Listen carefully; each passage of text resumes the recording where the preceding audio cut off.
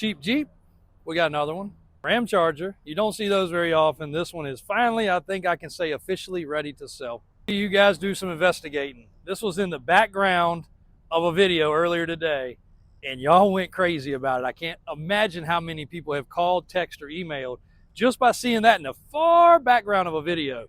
But I'll tell y'all a little bit about it in just a little bit. We're going into a little bit of a confessional in the quiet area. Roll the intro, Trista.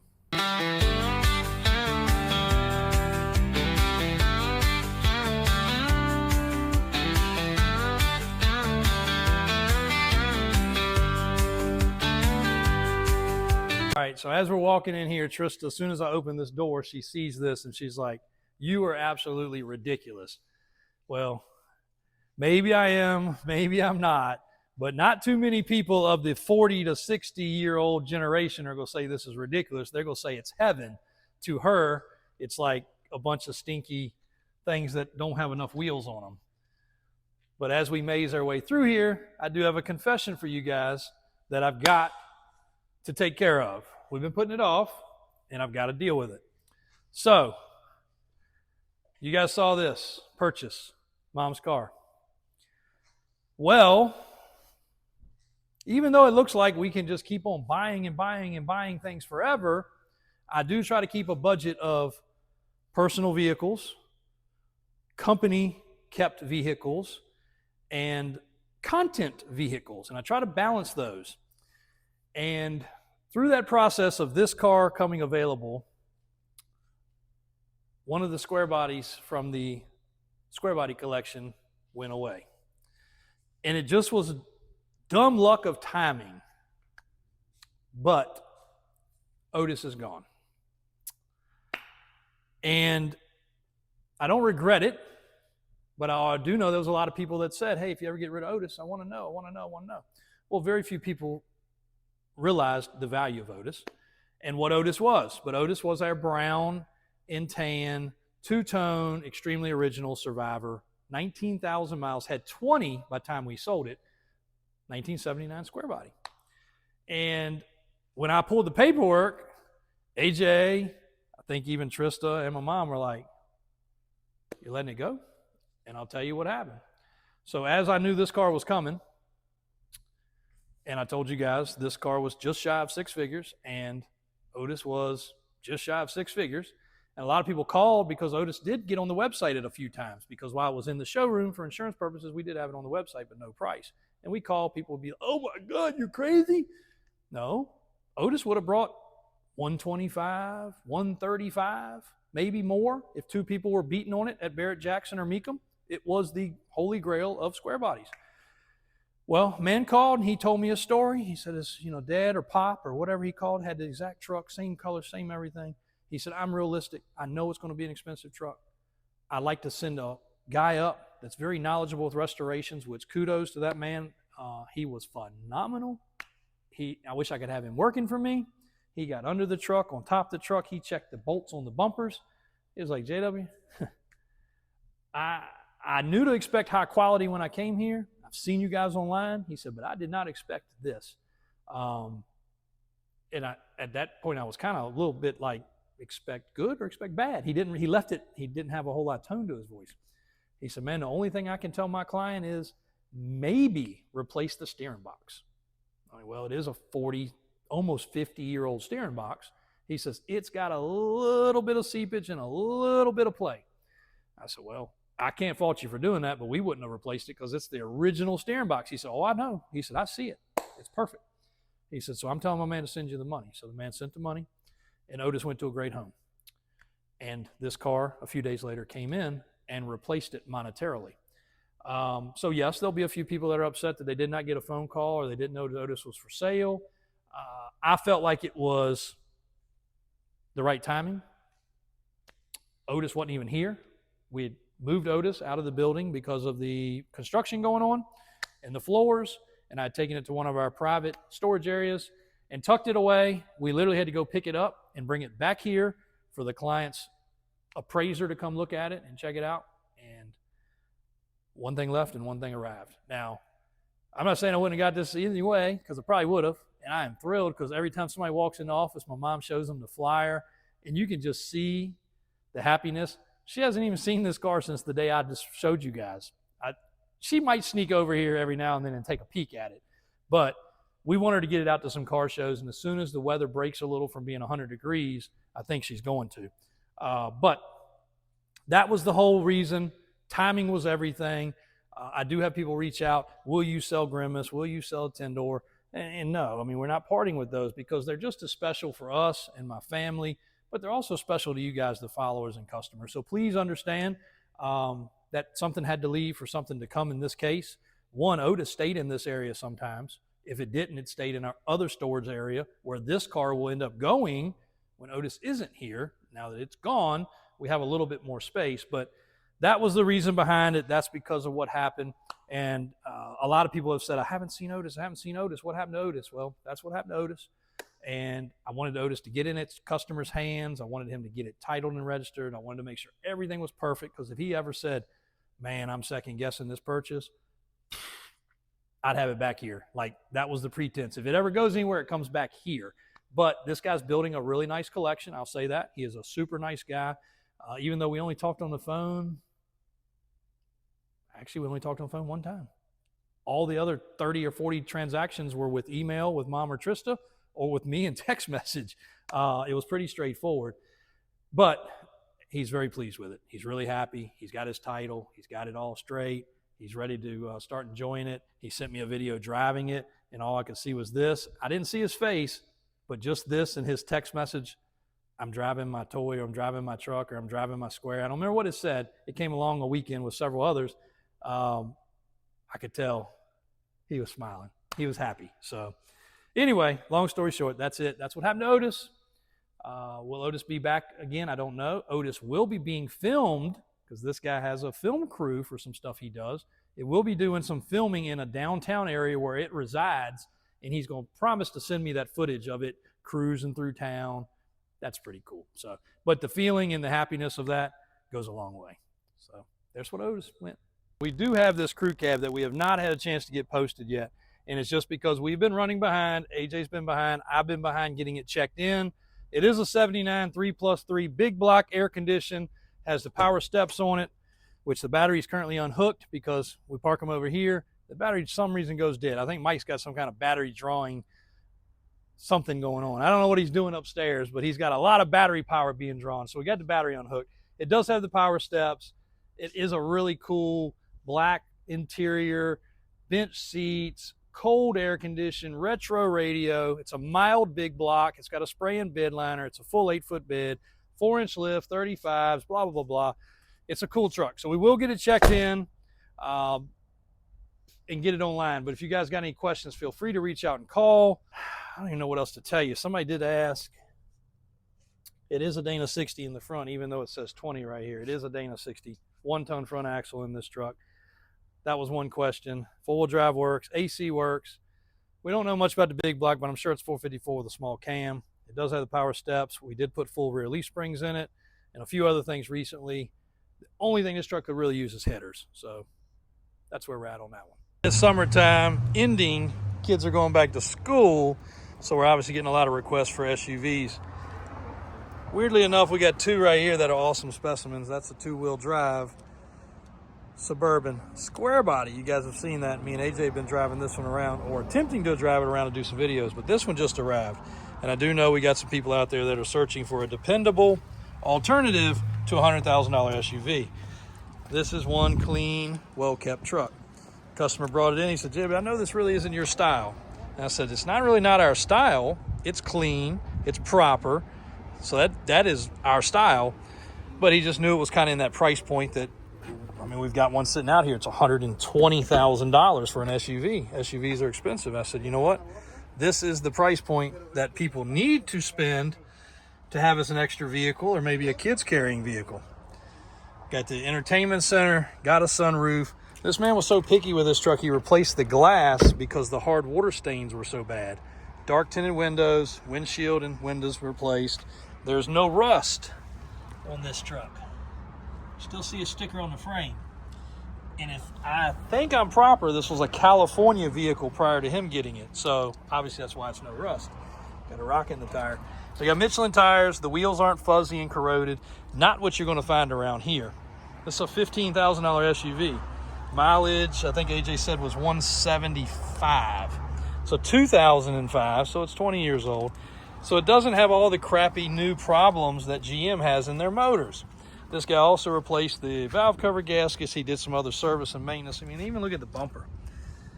It's not corroded, it's not tore up. But again, this is what people should be buying instead of mortgaging themselves to the hilt for $100,000+ SUV. Again, people do it all the time. We can't talk them out of it, but I rarely have an alternative to give them. I'd put my family in this in a heartbeat, and I'd smile and be happy to ride in it. 4-wheel drive, the dash isn't busted. It doesn't have all the ticks and rattles and problems. It's still got the plastic on the climate control. AC's already cold. Getting cold fast, actually. It's hot out here today. Bose stereo. No lights, no trouble codes, 175, I was right. And those lights are not going like this. That's LED lights and a camera, so unfortunately it does that. I don't think you can get much better as far as an affordable piece of transportation. Got big mats in the floor, got big mat in the middle, got big mat in the back. Removable 3rd row seat. Again, I only do the videos on these kind of trucks and vehicles just to show y'all there are alternatives. This is probably one of the under $20,000 alternatives that's not an absolute rust bucket. And if I had a high-end SUV, I would not let my kids tear it to pieces, and I surely wouldn't take it on the OBX or the beach and let it rust out. I'd surely spend this versus doing $50,000 worth of damage and wear and tear by making a rust bucket out of a vehicle. And it's got a couple little rock chips. Like, you got to look for them. Matter of fact, oh, there's one right there. Little touch-up spot. That right there will come off. I don't know what that is. But I mean, other than that, this thing's clean. So anyway, somebody out there, whether it be a soccer mom or a guy that wants something to drive hunting and fishing instead of their Escalade or their Denali, that's your vehicle right there. That's it all day long. All right, AJ just got done photographing this one. 85 K10 Silverado front end, Silverado interior with a V-Series 87 throttle body 350 under the hood. And a really nice job with the wiring and the way everything's been set up. The air conditioners working, power steering, power brakes, of course, and a very clean frame. So obviously, a lot of y'all have been liking the nice stock original trucks, and this particular one fits that genre completely because she is OE, no lift kit, no tires, no wheels upgraded, just a nice set of all-terrains and a really clean frame. Fresh shocks, fresh tires, rally wheels, just like the last couple red ones. Quite a bit of like rock chipping down low, but aside from that, super clean truck, sounds good. Going across the road now to get the LED bulbs and the doors adjusted and everything lubricated. And AJ was just out here photographing it in the little short video that y'all might have seen. I said, AJ, which one are you taking, the car or the truck? AJ said, I'm taking the truck. Well, love it. I done converted AJ to and a couple things for the museum. We got the 400R going in today. The 230 Quad Sport White, amazing big red that actually came from our friend Pat, that is on original tires. That's a 200cc big red, ATC 200ES for those technical term guys, with all original, no shine, no plastic stuff, stickers still in place. The boat motor that just about took my eye out. But I mean, look at this thing. Gosh, love those original bikes. Original tires, 40-year-old tires. Starting to get a little dry rot, but all holding air. It's been sitting in my building for well over a year. Never pumped the tires up. So now it's gonna be a nice one to have on display. Alvin's watching one down. It's a real special one. You guys are gonna see that later on. A crew cab Ford, for you Ford lovers. A dent side with a 7.3 diesel. And I'm gonna give you the full backstory and where that truck came from and That particular guy has become a very regular. Me and him text almost every day now doing some business. He's out in the Midwest. Pretty cool. Me and AJ will be jumping in the Suburban again today for a little driving around. That's why it's on this side of the road. And they are wrapping up some stuff to ship out across the street. Busy morning at Davis Auto. Before we walk out of here, Trista made a good point. Mom's car is not for sale. Though she probably will not use it as much as we want for her to. Just to know that she has that car somewhere. Like, she didn't even know where it was currently until she asked the other day. I said, it's literally over there. So no, the Chevelle is not for sale, because every time it's in a video, Trista and all of us get bombarded with, how much is the Chevelle? How much is the Chevelle? The Chevelle is not for sale. But I do have one other little clip, and we'll do a full video, but I want to get my Monday out of the way. I want to get everything off the chest on a Monday, right off the rip. So we've had several vehicles leave recently on the higher end scale. And I had a customer call me about a really high end square body. And he said, JB, what kind of margin do you guys need to make? Like 30, 40 grand? And I'm like, what? Yeah, that's great. If in a perfect world we could do that. I was like, no. I said, usually we end up, 2, 3, 4, 5 grand-ish, something like that. And he's like, dude, I'm not saying you don't. And I said, hey, some of them are better than others, but I've never made that on a square body truck before. He was like, well, I know you paid like 95 grand for my buddy's truck, and then you sold it for 125. And I was like, thought back real hard, and I said, well, I don't think we got 125 for it, but I do remember the truck. So then I said, let me just thumb back a little bit. I said, you are right. I did pay $95,000 for the truck. And he said, well, yeah, 95, 125, that's a big profit. And I was like, well, I shipped it here. He was like, oh, yeah, that's right. And don't forget, as soon as it got here, we did power steps, we did steering, and we did track bar. That's $7,500 by itself. And I said, while we're doing that, it ended up needing ball joints and a tie rod because it was bent, probably from somebody jacking it up at some point, another $1,000.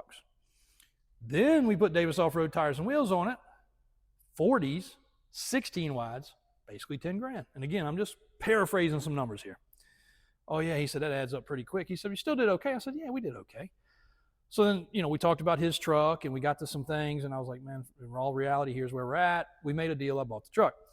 But then I got on the phone, and I thought about it. What I didn't think about was the front gears in that particular truck he was referring to did not get changed. So we had to re-gear it. And then we had shipping. We did a spray and bed liner. And then I did the math, and I was like, well, you know what? We did still make okay money. We made 7 or 8 grand, on that truck. Well, then I forgot that we put a front drive shaft in it. We had a Bluetooth stereo. And the biggie, we added vintage air to the truck. So when all that was done, we made about $5,000, which, if you do the math, about 48 to be exact, 4,800. You do the math, that was a 4% return on investment. Now, any of you guys out there that have some money invested, I don't know where you're at, but my investments are anywhere from 7 to 10%. So I said, that really wasn't that great of a deal, but, that's what happens. That's the way it goes. So then I said, you know what? That still wasn't it. I said, between all this, we moved that truck from 6 to 8 different places. That took me or Calvin or AJ or Alvin or somebody each time. We replaced all the bulbs. We adjusted the doors. We pulled the doors apart, cleaned up the tracks. Those are things we don't even invoice because we're done across the road with my guys. So we don't even pay ourselves for that. So really, maybe knock that down to 3%, which means we probably made 2.5% on our money, which was, inspection, oil change. Trista just remembered that because she sees all the bills, and she sees some of them. She's like, Dad, this didn't even, perfect example. The guy just got it delivered today, black square body step side. Posted it as a quick deal, affordable, wasn't perfect, but nice. Ended up doing exhaust, Fox shocks. Then before it left, we ended up doing some door lock work, had to pull the doors all apart, and some other things. Happy to do it. We actually went red on that truck. We went negative. That's okay. I didn't anticipate those expenses at first, but the man said, I'll take it. It's the way it goes. Yes, guys, we make money on some, but there's a Ford. AJ sold a Ford. I was very specific. We posted it. We're not touching it. We'll make sure it's safe and inspected, and we're stopping. We didn't stop. We ended up doing shocks. We did ball joints. We did brakes. We did alignment. I think we rotated and balanced the tires. We changed the oil. We fixed a grease seal. We put a U-joint in it. Well, lo and behold, AJ didn't realize that. He sells it to the guy that was tickled as an as-is, and then we ship it. We finalize everything. We even included the shipping, I think. And that was another one that went red just within the last couple of weeks. It happens, okay? We try to be a moving target. We try to do things one way, then we try to adapt. Not everybody wants this high scale. We understand that. Not everybody wants the low scale. But now that I have Trista in front of the computer, we see those things more often. And again, it's all in the customer being happy at the end of the day. That's all that matters. But for those that see something when we buy it and then post it for this higher amount, don't forget all the stuff that comes in the middle. Because there's a lot. Just transportation is expensive. That particular truck was $2,500, period. Before I even made any money, I had to pay $2,500 to get it here. And then it needed all the other stuff that we talked about. So it adds up fast. And then I hadn't even called him back, but then we'll call him back. I'll be like, hey, you remember when we thought we made about 10, 11 grand?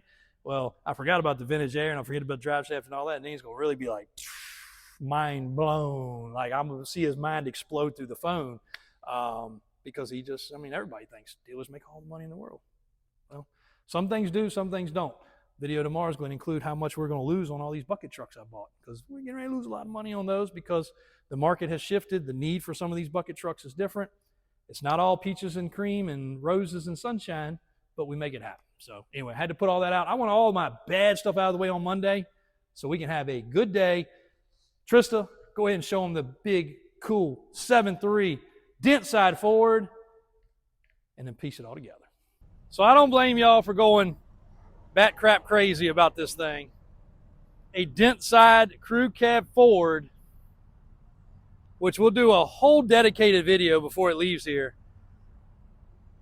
Late model chassis, Super Duty axles, coil spring with 4-link, 7.3 Power Stroke turbo diesel with super low miles. This truck's been in the works for many, many, many years.